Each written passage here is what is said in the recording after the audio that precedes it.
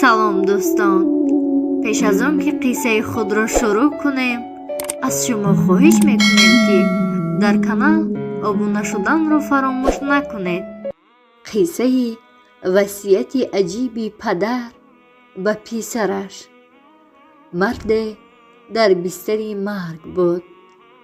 писарашро ҷеғ зад ва васияташ кард: писарам, ман бистарӣ шудам ва кори Аллоҳ таоло аст.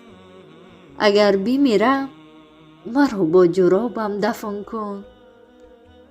баъдтар падар боз дӯсташро даъват кард ва ба ӯ мактубе дод ва таъкид кард ки дар вақти кафанпӯшонии ман ҷанҷоле мешавад ва ҳамон замон ин мактубро ба писарам бидеҳ. баъди чанд рӯз падар вафот мекунад. писар васиятро ба ҳама гуфт. ҳама ҷанҷол бардоштанд ки ин кор берун аз чаҳорчӯбаи ислом аст. мурда танҳо бо кафан меравад. дӯсти падар дар миёни ҷанҷол даромада мактуби падарро ба писар медиҳад. писар дар мактуб чунин сатрро мехонад: фарзандам, медонӣ ки туро хело дӯст медорам. ман мурдам, ту ҳам мемирӣ. худ шоҳид шудӣ ки ҳатто намегузоранд ки як ҷуробро ҳамроҳ бибарам.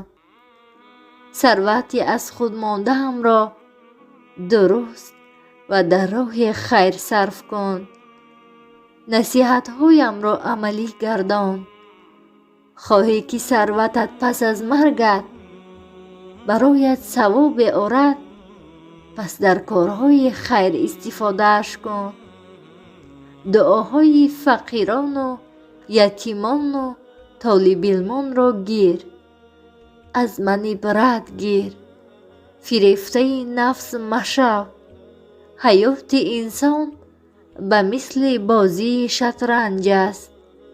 вақти бозӣ шоҳ ҷои худро дораду вазир ҷои худро, афсар ҷои худро дораду аспсавор ҷои худро ва албатта ки пиёдагард ҷои худро. аммо баъд аз бозӣ, новобаста аз ҷой, ҳама дохили як қутӣ гузошта мешаванд. мо дар дунё вобаста аз вазифа ва рафтор дар ҷойҳои махсус қарор мегирему ҳаракат мекунем. аммо умр ки адо шуд, ҳама зери хок хоҳем шуд. вақти баромадан ба боло ва дар боло будан ба ҳама салому амали хайр бикун. зеро вақти фаромадан боз бо онҳо рӯбарӯ хоҳӣ шуд. ҳаққи касеро поймол макун, зеро дар қиёмат ҳатман бо онҳо рӯбарӯ хоҳӣ шуд.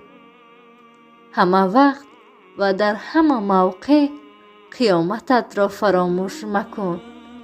дар дунё бояд хонду амал кард, вагарна дар қабр на хонда метавонему, на амал карда метавонем.